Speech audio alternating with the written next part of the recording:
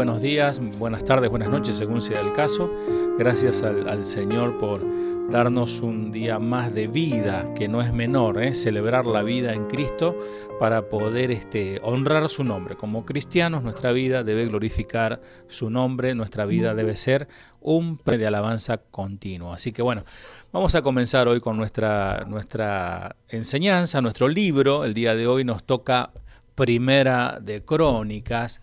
Así que bueno, qué bendición que ya podamos avanzar en esta serie de enseñanzas que es un sobrevuelo, como digo yo, un sobrevuelo de pájaro sobre la Biblia, sobre las Escrituras libro por libro, y la verdad que es gratificante poder recorrerlo, poder sondearlo, al menos de manera rápida pero profunda a la vez. Así que bueno, comenzamos. Nuestro libro se llama Crónicas. Crónica es la denominación, la palabra crónica es la denominación de un género literario que consiste en la recopilación de hechos históricos narrados en orden cronológico. La palabra crónica viene del latín chrónica, que a su vez se deriva del griego cronos, que a su vez significa tiempo abstracto general, tiempo o periodo determinado. De ahí sale la palabra cronómetro, donde medimos el tiempo, ¿verdad? Probablemente el libro de Crónicas justamente fue escrito durante o poco después de la cautividad de Israel y puede considerarse como un suplemento de los libros Primera y Segunda de Samuel y Primera y Segunda de Reyes. Algunas de las descripciones históricas son casi idénticas a las de los libros anteriores. Vas a ver que se reiteran muchas frases, particularmente de los libros de Samuel y de Reyes, se refieren a sucesos en ambos reinos, mientras que el Crónicas tiene que ver casi exclusivamente con la historia de Judá. El pensamiento central de Primera de Crónicas es la soberanía de Dios y el personaje central es David. La historia de nuestro libro, en los dos libros de Crónicas, que en realidad son una sola obra compuesta de 2 tomos, allí se reproduce la mayor parte de los acontecimientos que se narran en los libros de Samuel, ¿no? Shmuel y Reyes. Este hecho puede y lleva al lector a la idea equivocada de hallarse ante la simple repetición de los mismos episodios históricos, pero no, sin embargo, Crónicas lo hace dentro de determinados márgenes de libertad narrativa, requeridos por la nueva circunstancia en que hubo de desenvolverse el pueblo judío en los años siguientes al retorno de los exilios a Jerusalén. La situación no era por entonces la misma que antes de la cautividad babilónica. La monarquía inaugurada en la segunda mitad del siglo XII a.C., con la proclamación de Saúl como rey, había llegado a su fin junto con la destrucción de Jerusalén allá por los años 586 a.C. Y las condiciones de vida de los judíos no eran ahora las mismas que antes del destierro. La comunidad constituida por los repatriados ya no formaban parte de un estado independiente, sino de una nación ya lamentablemente sometida, vasallada por el imperio persa. Y aún es cierto que en términos generales, y a diferencia de las precedentes denominaciones de Asiria y Babilonia, los gobernantes persas se mostraron benévolos y practicaron una política de tolerancia religiosa con los judíos. También lo es que otra gente de la vecindad geográfica se les manifestaron totalmente hostiles al pueblo de Israel. En aquella nueva etapa, el pueblo judío estaba llamado a reconsiderar su historia desde un punto de vista que le permitiera comprender mejor el presente y los orientara respecto del futuro. Bueno, aquí comenzamos a ver una aplicación práctica. En todo el estudio siempre vas a encontrar aplicaciones prácticas que tienen que ver con nuestra vida cotidiana, ¿verdad? Y esto es precisamente lo que el autor de Crónicas ofrece a la comunidad post-exílica, es decir, posterior al exilio, una reflexión sobre el pasado de Israel y una lección de fidelidad al Señor, a su ley, o sea, su palabra, al culto en el santuario de Jerusalén. Los libros de Crónicas son una expresión típica del judaísmo post-exílico, o sea, posterior al exilio.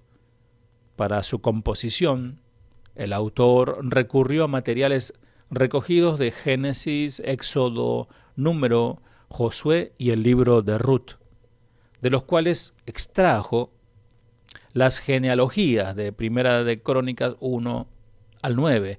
Ahí vas a encontrar vasta cantidad de genealogía, ahí están todo detallado. Pero fue sobre todo en los libros de Samuel y Reyes donde encontró una rica fuente de información el autor de Crónicas que incorpora allí, reproduciéndolas a través de, a veces literalmente, o sea, copió y pegó, o bien redactándola de nuevo. Además, cita una serie de documentos en gran parte desconocidos para nosotros, que son otros tantos depósitos de conocimientos históricos. Dichos documentos son los siguientes, relacionados a continuación en orden alfabético. Crónicas del profeta Natán, segunda de Crónicas 29-29. Crónicas del rey David, primera de Crónicas 27-24. Primero era primera de Crónicas 29-29, me equivoqué. Tercero, Crónica del vidente Gad, primera de Crónicas 29-29 otra vez.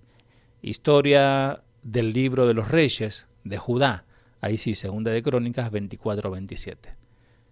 Historia del profeta Ido, segunda de Crónicas 13-22. Libro de las crónicas del vidente Samuel, primera de Crónicas 29-29. El libro de los reyes de Judá y de Israel, segunda de Crónicas 16-11 y 27-7. Libro o actas de los reyes de Israel, primera de Crónicas 9-1, segunda de Crónicas 20-34. Libro de los profetas Semaías, segunda de Crónicas 12-15. Libros del profeta Natán, segunda de Crónicas 9-29. Profecía de Ahía, el silonista, segunda de Crónicas 9-29. Profecía o libro del vidente Ido, segunda de Crónicas 9-29. Y por último, registros de las familias, segunda de Crónicas 12-15. El contenido y la composición de los libros. El primer libro de Crónicas contiene una larga serie de genealogías que se extiende desde Adán hasta Saúl, capítulo 1 hasta el 9, y en las que ocupan importantes espacios las líneas sucesorias de David, capítulo 3, Aarón, capítulo 6, Saúl, capítulo 9. La exposición de estos linajes introduce al lector en el resto del libro, que presenta la historia, como les dije al principio, de su personaje principal, David. Capítulo 10 al capítulo 29, hasta su muerte, que ocurre en buena vejez, lleno de días, de riquezas y de gloria. Capítulo 29, versículo 28. En el segundo libro de Crónicas, adelantándonos un poquito a la clase que viene, consta de 2 partes, más un apéndice a modo de conclusión. La primera de ellas, el capítulo 1 al 9, dedicada íntegramente al reinado de Salomón y concluye con su muerte. En la segunda parte, capítulo 10 y 1 y capítulo 10, versículo 1, capítulo 36, versículo 21, el cronista relata la historia del reino de Judá, desde Roboam hasta la destrucción de Jerusalén y la deportación a Babilonia. La conclusión, capítulo 36, versículo 22 al 23, es una referencia a Ciro, el rey de Persia, y a su decreto autorizando el regreso de los judíos exiliados. Estos versículos finales de segunda de Crónica siempre digo adelantándonos a la clase que viene, reaparecen al comienzo del libro de Esdras, en su capítulo 1. Bien, en la sección dedicada al reino de David, el cronista se detiene con singular minuciosidad en el traslado del arca obviamente del pacto, hacia Jerusalén, o sea, Jerusalén, la organización del culto, o sea, la liturgia, las funciones de los levitas y los preparativos y acopios de materiales para construir el templo. Todo eso está en Primera de Crónicas, capítulo 15, capítulo 17, 21 y 22. Salomón había recibido de su padre David el encargo de ejecutar este proyecto, de edificar una casa en la cual reposaría el arca del pacto de Jehová, es decir, representaría la presencia de Dios, ahí en Primera de Crónicas, capítulo 28. Y así lo había dispuesto el Señor. Como dice Primera de Crónicas 28:6, Salomón, tu hijo, él edificará mi casa y mis atrios. Esto no obstante, el cronista, desde su peculiar análisis histórico y teológico, ve en David al verdadero fundador del templo y de su ceremonial, por cuanto fue David quien, delegando en Salomón todas las responsabilidades, le entregó los planos para la edificación del santuario único donde un día el pueblo de Israel habría de adorar a Dios. Primera de Crónicas 28 y Primera de Crónicas 29. En su mayor parte, la historia de Salomón, el rey sabio entre los sabios, como dicen las Escrituras, gira en torno de la construcción del templo. El cronista incluye la oración pronunciada por el rey en la solemne ceremonia de dedicación y la respuesta de Dios a la plegaria, obviamente. Temas como los mencionados los expone el cronista más ampliamente que Samuel o Reyes. Por eso le dije, parece una copia, pero no, es una ampliación de estos libros mencionados. Sin embargo, hay otros asuntos que él prefirió pasar por alto. Tal es el caso de ciertos sucesos de la historia de David que podían ensombrecer la memoria del gran rey de Israel. Por ejemplo, su pecado, ¿no? Su conflicto con Saúl, algún injustificable comportamiento anterior a su ascenso al trono, el lamentable episodio, obviamente, de Betsabé y Urías, los dramas familiares y la rebelión de Absalón. Se omiten en Primera de Crónicas. Tampoco se interesa el cronista por la historia del reino del norte, al que alude pocas veces y más bien con acentos casi peyorativos. Segunda de Crónicas, capítulo 10 y 19 y capítulo 13. Para él, para el autor de Crónicas, solamente el reino de Judá y la dinastía de David ostentaban casi la legitimidad. El reino de Israel, nacido de la ruptura de la unidad nacional, que es Primera de Reyes 12, y mancillada su fe por la idolatría, sabemos esto por Salomón, todo comenzó ahí, no podía representar al genuino pueblo de Dios. El mensaje de este libro, en el marco histórico en que se desarrolla la narración de Crónicas, no solamente debe considerarse la reconstrucción del templo y las murallas de Jerusalén, también se pretende restaurar el espíritu de la comunidad judía post-exílica.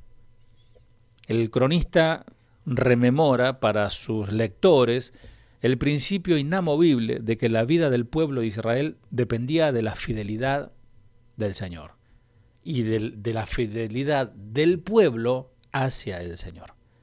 Una fidelidad de orden individual y también colectivo. Esto es interesante tener en cuenta, porque el Señor nos pide, como individuo, como personas, una fidelidad específica y total.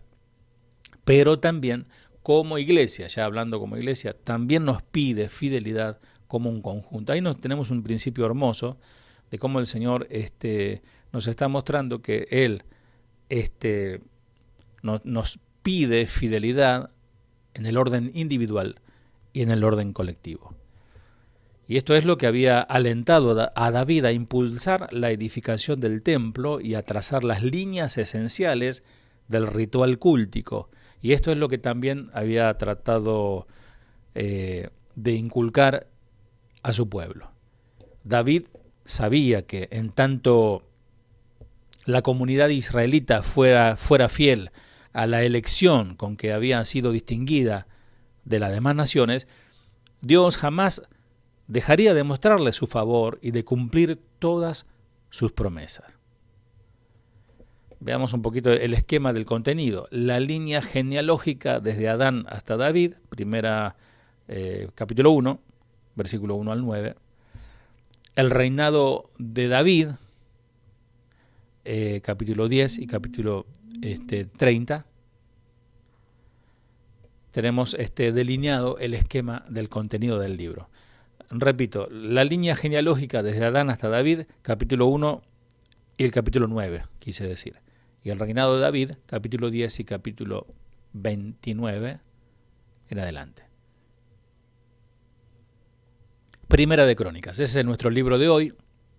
En hebreo no es Primera de Crónicas, sino que es Divrei Halamin Aleph, que significa los anales de los días, también llamado Primera de Crónicas o primer libro de las Crónicas. El autor del libro de Crónicas no especifica el nombre del autor. La tradición es que Primera y Segunda de Crónicas fueron escritos por Esdras. Muy interesante, ¿no? ¿Cuántos capítulos tiene? 29. Fecha de su escritura, el libro de Primera de Crónicas fue escrito probablemente entre el año 450 al 425 a.C. La cronología de nuestro libro. Bueno, Saúl comienza su reinado 1050 a.C. Muere Saúl, David llega al trono de Judá, año 1010 a.C. David es rey de todo Israel, año 1003 a.C. David captura Jerusalén, año 1000 a.C. David captura Rabá, 997 aproximadamente años antes de Cristo. El censo de David, que pecó contra Dios, 980 antes de Cristo.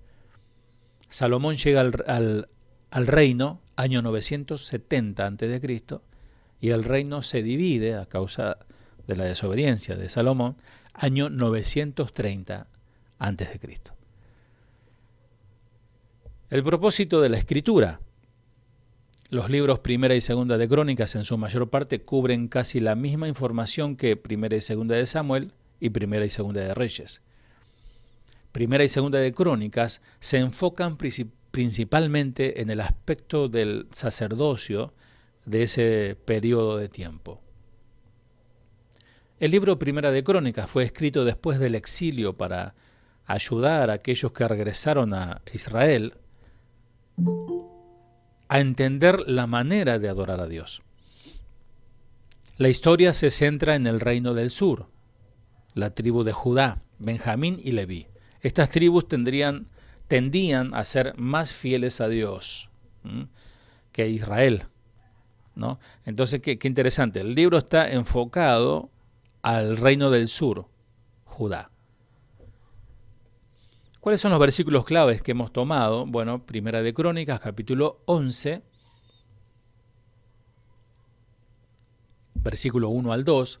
Entonces todo Israel se juntó a David en Hebrón, diciendo: He aquí nosotros somos tus huesos y tu carne. También antes de ahora, mientras Saúl reinaba, tú eras quien sacaba a la guerra a Israel y lo volvía a traer. También Jehová tu Dios te ha dicho: Tú apacentarás a mi pueblo Israel, y tú serás príncipe sobre Israel, mi pueblo. Otro texto, Primera de Crónicas 21:13. Entonces David dijo a Gad: Estoy en grande angustia, ruego que yo caiga en las manos de Jehová, porque sus misericordias son muchas en extremo, pero no caiga en manos de hombre. Ahí cuando David censa al pueblo, qué interesante, cómo él prefiere caer en el juicio de Dios, porque en el juicio de Dios hay misericordia, y no prefiere caer en manos de hombres porque en las manos del hombre no hay misericordia. Qué interesante, ¿no? Dios tiene misericordia y el hombre no. Lo leo de vuelta. Entonces David dijo a Gad: estoy en grande angustia, ruego que yo caiga en las manos de Jehová, porque sus misericordias, pues son abundantes en plural, son muchas en extremo, pero no caiga yo en manos de hombre. Y otro texto más, Primera de Crónicas 29:11. Tuya es, oh Jehová, la magnificencia y el poder, la gloria, la victoria y el honor, porque todas las cosas que están en los cielos y en la tierra son tuyas. Tuyo, oh Jehová, es el reino y tú eres excelso sobre todos. Bueno, veamos un breve resumen del libro. Acuérdense que en la enseñanza, en la repetición está la memorización y la asimilación, asimilar la enseñanza en nuestra mente y en nuestro corazón. Los primeros capítulos 9 de Primera de Crónica están dedicados a las listas genealógicas, que hay que leerlas, no hay que pasarla por alto. A veces yo creo que a veces puede llegar a aburrir un poco, ¿no? Alguien dijo: yo leo Primera de Crónicas capítulo 1 al 9 para dormir, ¿no? Porque son todo, y este engendró a este y el otro engendró al otro, ¿no? Pero es interesante estudiarlo también. Esporádicamente, a través del resto del libro, encontramos algunas otras más listas genealógicas. A la mitad del libro se registra la ascensión de David al trono y sus hechos posteriores. El libro concluye con Salomón, el hijo de David, convertido en el rey de Israel. En resumen, el libro de Primera de Crónicas se divide en 3 partes principales. Del capítulo 1 al capítulo 9, versículo 23, todo es genealogías selectas. Capítulo 9, versículo 24, hasta capítulo 12, versículo 40, el ascenso de David. Y capítulos 13 hasta el capítulo 20, versículo 30, el reinado de David. En 3 partes se divide el libro. Entonces, en ese pequeño bosquejo tenés todo el libro resumido de Primera de Crónicas. Referencias proféticas. En la canción de David, de agradecimiento a Dios, que lo encontramos en Primera de Crónicas 16:33, entonces cantarán los árboles de los bosques delante de Jehová, porque viene a juzgar la tierra. Este versículo prefigura a Mateo 25, donde Jesús, el Señor, describe el tiempo cuando Él volverá y vendrá a juzgar la tierra. A través de las parábolas de las 10 vírgenes y los talentos tenemos ese ejemplo. Él advierte a aquellos que se encuentran fuera de la gracia por medio de su sangre, que serán echados en las tinieblas de afuera, es decir, serán desechados e irán al infierno. Él exhorta a su pueblo a estar preparados, porque cuando Él venga separará en juicio a las ovejas de los cabritos. ¿Cuántos cabritos hay entre nosotros? Levante su mano. Parte del pacto davídico con Dios se reitera en capítulo 17, referente al futuro Mesías, quien sería descendiente de David. Primera de Crónicas, capítulo 17, versículo 13 al 14. Yo le seré por padre y él me será por hijo, y no quitaré de él mi misericordia, como la quité de aquel que fue antes de ti, sino que lo confirmaré en mi casa y en mi reino eternamente, y su trono será firme para siempre. Está describiendo aquí al Hijo de Dios, quien será establecido en la casa de Dios y cuyo trono será firme y eterno. Y esto solo puede referirse al Señor Jesús. Bien, ¿cuál es la aplicación práctica de nuestro libro de hoy, Primera de Crónicas? Las genealogías, como las que se encuentran en Primera de Crónicas, pueden parecernos áridas y hasta aburridas, pero ellas nos recuerdan que Dios conoce a cada uno de sus hijos personalmente. Él conoce a tu papá, a tu abuelo, a tu bisabuelo, a tu tatarabuelo y hasta andás a saber hasta dónde. Que vos puedas conocer, Él sabe más. Él sabe desde el comienzo. Hasta aún, dice la palabra del Señor, el número de los cabellos de su cabeza están contados. Mateo capítulo 10, versículo 30.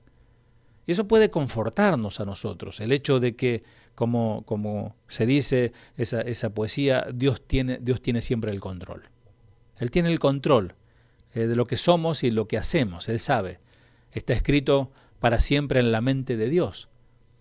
Si pertenecemos a Cristo, nuestros nombres están escritos para siempre en el libro de la vida del Cordero.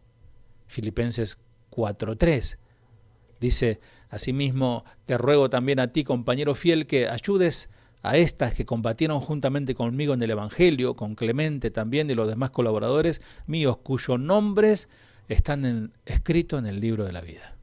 ¿Está tu nombre escrito en el libro de la vida? Apocalipsis 3:5 dice, el que venciere será vestido de vestiduras blancas, y no borraré su nombre del libro de la vida, y confesaré su nombre delante de mi Padre y delante de sus ángeles. Dios es fiel, siempre. Y Él guarda a su pueblo, y Él guarda sus promesas.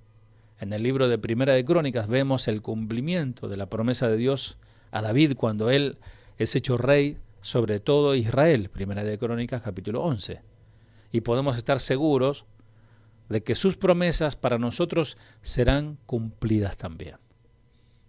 Él ha prometido bendecir a aquellos que lo sigan. A quienes vengan a Jesucristo arrepentidos, aquellos que obedezcan su palabra, Él los va a bendecir. Obediencia trae bendición. Desobediencia trae juicio.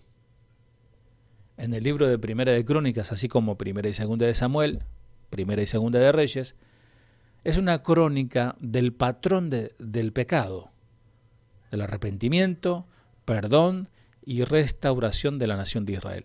Vos lo que vas a encontrar, amado estudiante de la Biblia, en Primera de Crónicas vas a encontrar el ciclo este ciclo vas a encontrar de arriba hacia abajo, de arriba hacia abajo, como el serrucho, ¿se acuerdan del cristiano serrucho? ¿Por qué? Porque ellos caen en pecado, se arrepienten, el Señor los perdona, los restaura, los bendice sobremanera, porque cuando Dios bendice abundantemente, ellos se comienzan a olvidar de Dios, se caen en pecado y otra vez el Señor envía a un profeta, el arrepentimiento, perdón, restauración y otra vez se agrandan de vuelta y caen de vuelta. Así es continuamente la situación de Israel. Vamos a ver a lo largo de los profetas, vamos a ver esto, cómo Dios envía profetas para que el pueblo se arrepienta. Dice Primera de Juan, capítulo 1, versículo 8 al 10. Si decimos que no tenemos pecado, nos engañamos a nosotros mismos y la verdad no está en nosotros. Si confesamos nuestros pecados, Él es fiel y justo para perdonar nuestros pecados y limpiarnos de algunas maldades. No, de toda maldad. Si decimos que no hemos pecado, le hacemos a Él mentiroso y su palabra no está en nosotros. Si alguno dice que no peca, o cree que no peca, o tiene la conciencia demasiado dormida o cauterizada, está siendo mentiroso a Dios. Así que podemos descansar en el hecho de que Él escucha nuestra oración de dolor, Él perdona nuestros pecados, restaura nuestra comunión con Él y nos pone en el camino al gozo. Hacia ahí vamos, prosiguiendo la meta que es Cristo.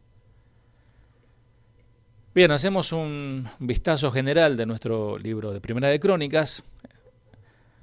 Es el libro número 13, si no me equivoco, creo que es el número 13, ustedes me corregirán que están estudiando también.